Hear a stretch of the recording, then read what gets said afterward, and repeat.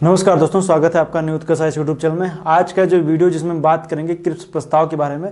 Cripps mission आके जो भारत आया उसके पीछे कारण क्या थे, उन सब का हम बात चर्चा करेंगे।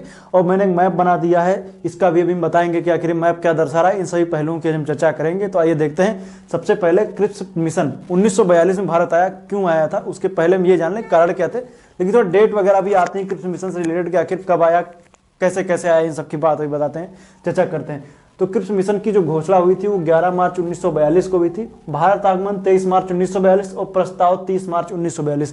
तीनों डेटें इंपॉर्टेंट हैं, तीनों डेटों को याद रखें। खास करके जब भारत आगमन हुआ 30 मार्च 1942, ये परीक्षाओं में कुछ ज्यादा आती है, तो इसको डेट को आप ज्यादा रखें। 30 मार्च 1942 कैबिनेट मिशन कब भारत आया, 30 मार्च 1942 को आया।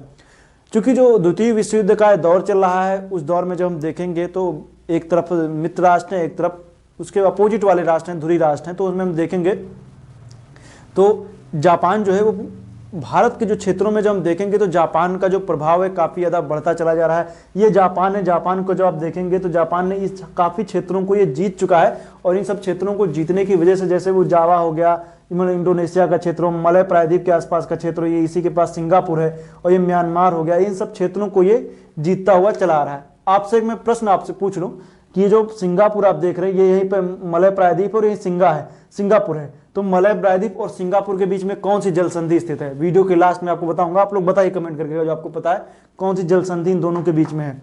तो इन सब क्षेत्रों को जीतता हुआ चला रहा है। या भारत देख रहे हो, म्यांमार तक जो है वो आप देखेंगे तो यहां तक जापान आ चुका है।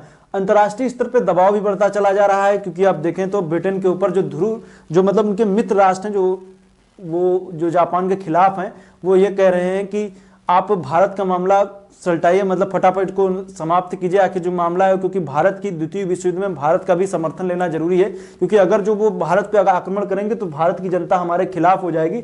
और जब भारत की जनता हमारे खिलाफ होगी तो भारत हमारे हाथों से निकल जाएगा, और उसके बाद में जापान का अधिकार क्षेत्र भी बढ़ जाएगा।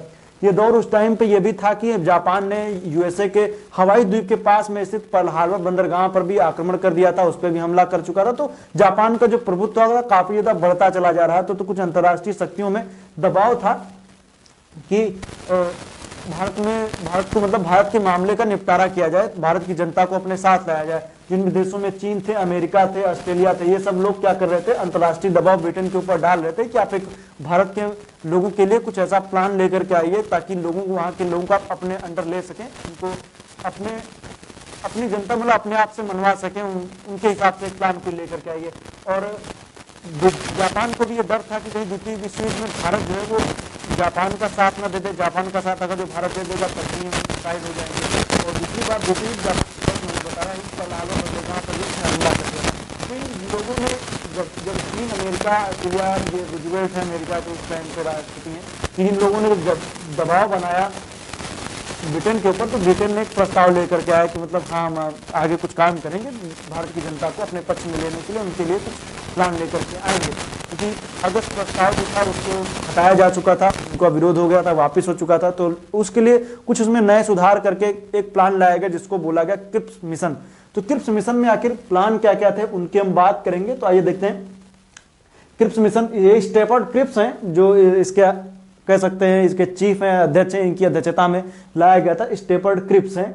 तो उन्होंने जो लाया तो उसमें कुछ घोषणाएं वगैरह की गई थी कि आखिर ये सिफारिशें हम कर रहे हैं भारत को, आखिर अब क्या क्या देंगे। तो ये सिफारिशें वगैरह लेकर के घोषणा हुई 11 मार्च को, भारत आगमन 23 मार्च, प्रस्ताव 30 मार्च। देखिए फटाफट सब हो रहा है, जल्दी जल्दी सब कुछ हो रहा है। सिफारिशें जो की गई उनमें क्या क्या चीजें थी आइए देखते हैं। सबसे पहले बात है, भारत को संघ बनाया जाएगा, संघ बनाने की बात कही। और उसमें प्रांत और देशी रियासतों को संयुक्त रूप से भारत एक संघ बनेगा। जैसे आप पढ़ते हैं भारत क्या होगा, राज्यों का संघ होगा। हमारे संविधान में भी लिखा हुआ है भारत राज्यों का संघ होगा, जिसमें प्रांत और देशी रियासतें। लेकिन भारत की वर्तमान में जब आप देखेंगे संविधान में, तो उसमें संघ से अलग होने का किसी को भी अधिकार नहीं है। लेकिन यहाँ पर उल्टा था, इसमें यह था कि कोई भी इनसे चाहे तो शामिल हो, नहीं तो अलग हो जाए। तो ये थी भारत की एकता, अखंडता को कह सकते हैं तोड़ने के उद्देश्य से ये लाया गया था। संघ बनाया जाएगा लेकिन उनको अलग होने का भी अधिकार होगा। पहला पॉइंट तो ये रहा। भारत को अधिराज्य का दर्जा दिया जाएगा, डोमिनियन स्टेटस। चूंकि पहले भी आप देखें तो कई बार ये प्रस्ताव ठुकराए जा चुके थे, डोमिनियन स्टेटस की बात पहले भी की जा चुकी थी, हर बार ठुकराया जा रहा था। तो इसको भी यहीं पर जब अधिराज्य की बात की गई तो यहाँ पर अधिराज्य का मतलब ये कि आपके आंतरिक मामलों में तो आप स्वतंत्र हैं, लेकिन आपके ऊपर जो है ब्रिटेन विदेशी मामले और विदेशी हस्तक्षेप में ब्रिटेन आपके ऊपर रहेगा। अधिराज्य मतलब राज्य के अधीन, मतलब रहेंगे किसके, अधिराज्य मतलब उसके नीचे रहेंगे, अधीन रहेंगे किसके, ब्रिटेन के अधिराज्य में रहेंगे, राज्य में रहेंगे। तो ये रहा अधिराज्य का दर्जा दिया गया, इसको भी नकारा गया आगे चल करके। युद्ध के पश्चात संविधान सभा का निर्माण किया जाएगा। जब युद्ध, जो ये बातें हो रही ना, ये सब ये द्वितीय विश्व युद्ध के टाइम की घोषणा है कि भारतीय लोगों को खुश करने के लिए कि हाँ, इसमें बताएंगे कि एक एक जो पॉइंट में बता रहा हूं इसमें कौन फायदे में था, कौन नुकसान में था, क्या क्या किसको फायदा हो रहा था, इन सब की बातों का हम जिक्र करेंगे।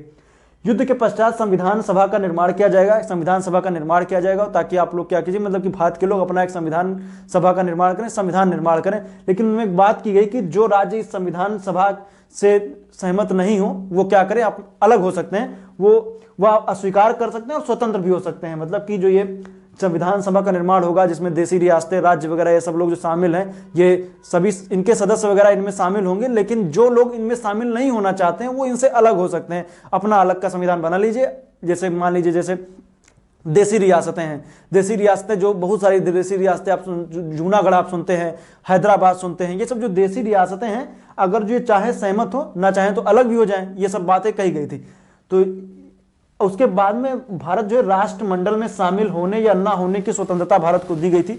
भारत चाहे तो राष्ट्रमंडल में शामिल हो, चाहे तो ना शामिल हो, उसके ऊपर डिपेंड करेगा कि राष्ट्रमंडल में शामिल होना चाहता है। राष्ट्रमंडल दरअसल उन राष्ट्रों का समूह है जो ऐसे देश जो पहले कभी ब्रिटेन के अधिकार में रहे हो या ब्रिटेन के उपनिवेश रहे हो, उन क्षेत्र उनको राष्ट्रमंडल बोलते, तो उनके ऊपर शामिल होना चाहिए या ना शामिल होना चाहिए, आपके ऊपर डिपेंड करेगा।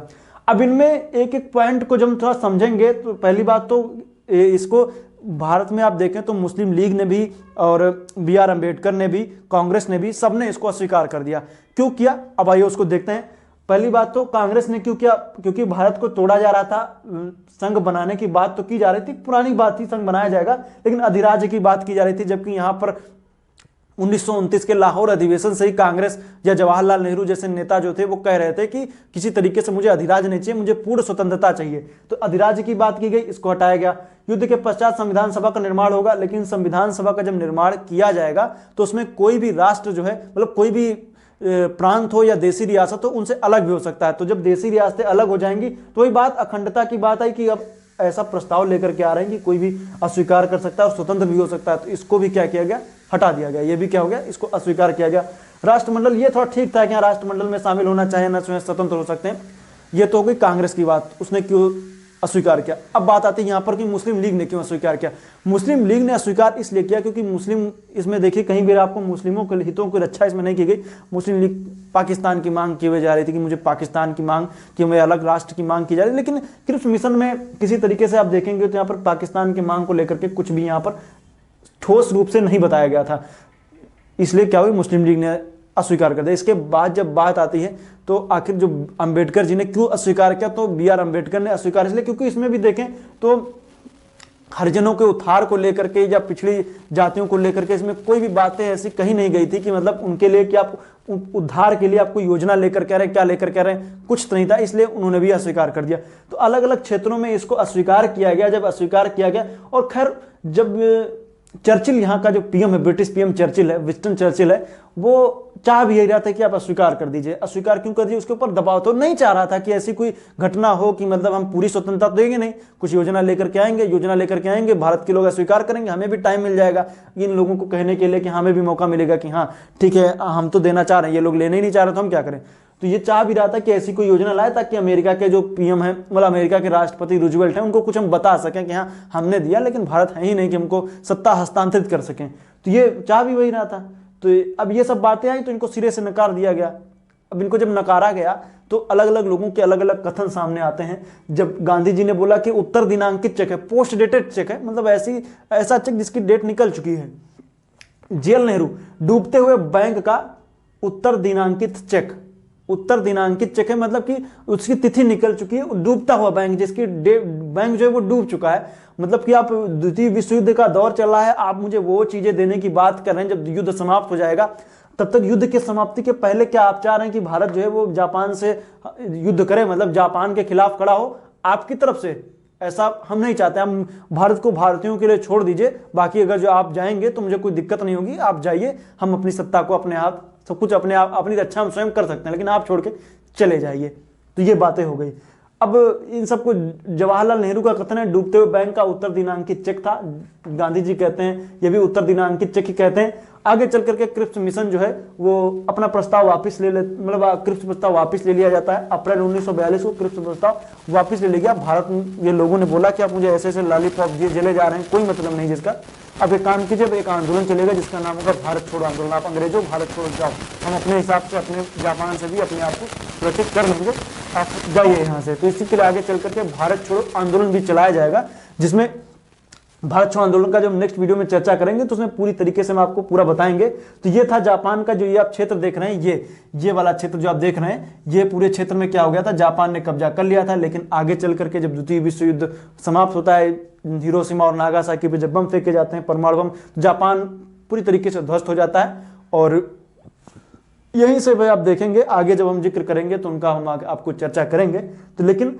इस टाइम पे जो आ रहा था, जो ये प्रस्ताव आया, इसको जब वापस ले लिया गया, तो यही बात जो है चर्चिल ने रूजवेल्ट को बताई। उन्होंने कहा कि मैंने पूरी कोशिश की थी, अपना एक प्रस्ताव मैंने दिया था भारतीय लोगों को, लेकिन भारतीय लोगों ने उनको अस्वीकार कर दिया, इसलिए मैं इसमें क्या कर सकता हूं, भारत की जनता लेना ही नहीं चाह रही, मतलब जो मैं देना अधिकार दे रहा हूं उनको लेना ही चाह रही, तो उसको मैंने क्या करूं। तो इसलिए इनको ही मना चुके, उनके ऊपर भी एक प्रेशर था, इसलिए लेकर के आए थे, प्रेशर हो गया रिलीज कह सकते हैं, क्योंकि अब वो तो लेकर के आए थे लेकिन भारत के लोग मान नहीं रहे थे, ऐसा कहना था उनका। तो ये सब बातें थी। क्यों अस्वीकार किया मुस्लिम लीग ने, वो भी मैंने बताया, क्यों कांग्रेस ने अस्वीकार किया वो भी मैंने बताया, और क्यों आगे चल करके देखेंगे तो अस्वीकार अंबेडकर जी ने क्यों स्वीकार किया वो भी मैंने बताया। तो इन सब बातों का जो मैंने जिक्र किया है, खास करके इसमें आप डेट याद रखेगा, ये डेटें इंपॉर्टेंट है, इनको याद रखे, और क्यों आया था ये याद रखे। ये इस सिफारिश जो थी, इनकी क्या सिफारिशें थी, क्रिप्स मिशन की क्या सिफारिशें थी, तो आप सिफारिशें बता सकते हैं कि ये सिफारिशें उन्होंने की गई थी। तो बाकी उत्तर दिनांकित चेक किसको बोला गया, किसने बोला, ये याद रखे। डूबते हुए बैंक का उत्तर दिनांकित चेक किसने बोला, तो ये भी याद रखे, किसको लिए बोला गया ये भी याद रखे। अब जब नेक्स्ट वीडियो में आएंगे, मैं कोशिश कर रहा हूं कि जल्दी जल्दी मॉडर्न हिस्ट्री को खत्म कर सकूं। इसके बाद जब मैं आऊंगा तो मैं आपको बताऊंगा एशियन हिस्ट्री की मैं वीडियो लेकर के आऊंगा, एशियन हिस्ट्री के बारे में बताएंगे, काफ़ी इंपॉर्टेंट टॉपिक रहेंगे उसके भी, तो इसलिए आप उसको देखें। क्योंकि जब भारत की आज़ादी तक मैं इसमें बताऊंगा, इसके बाद का जो इतिहास होगा उसको मैं बाद में बताऊंगा, लेकिन उससे पहले मैं आपको एशियन हिस्ट्री की शुरुआत करेंगे। जैसे ही आधुनिक इतिहास, देश की आज़ादी तक की, भारत की आज़ादी तक की जो कहानी होगी उसको हम पूरा अच्छे से विद्युत रूप से बताएंगे। उसके बाद कभी आजकल देखिए परीक्षाओं में सिलेबस आ गया है कि स्वतंत्रता के बाद कभी इतिहास एक आता है, लेकिन उसको मैं बाद में बताऊंगा। लेकिन उससे पहले मैं एशियन हिस्ट्री की शुरुआत करूंगा। तो एशियन हिस्ट्री की जब शुरुआत होगी तो उसमें आपको विधिवत रूप से चीजें क्लियर होंगी। लेकिन थोड़ा सा ये हिस्ट्री बची हुई है, मैं चाह रहा हूं इसको खत्म कर दूं, जल्दी से जल्दी इसको खत्म करने की कोशिश कर रहे हैं, और आपको जल्दी जल्दी के कंटिन्यू वीडियो आपके सामने आ रहे हैं। आप लोग इसके नोट्स वगैरह जो बना रहे हैं बना लीजिए, आपके लिए आगे एग्जाम में काफी लाभप्रद होंगे। जो भी मैं मैप बनाऊं उसको आप बना लीजिएगा, जैसे मैंने ये मैप बनाया तो आप ये बना लीजिए। मैप मत बनाइए, लेकिन दिमाग में आपके मैप चलना चाहिए कि सिंगापुर कहाँ है। एक मैंने आपसे प्रश्न पूछा था कि सिंगापुर और मलय प्रायद्वीप के बीच में जल संधि कौन सी है, तो उसको बोलते हैं जाहौर जल संधि।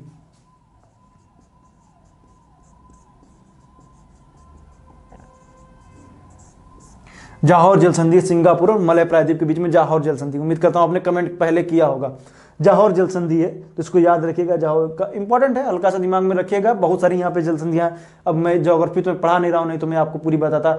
मलक्का जल संधि की बात कर देते और सुंडा जल संधि की बात कर देते, इधर मक्सार जल संधि की बात करते। लेकिन अब चूंकि ज्योग्राफी तो पढ़ा नहीं रहे, हिस्ट्री पढ़ा रहे हैं, लेकिन चूंकि आया मैप तो मैंने सोचा हल्का सा जिक्र आपको कर दें।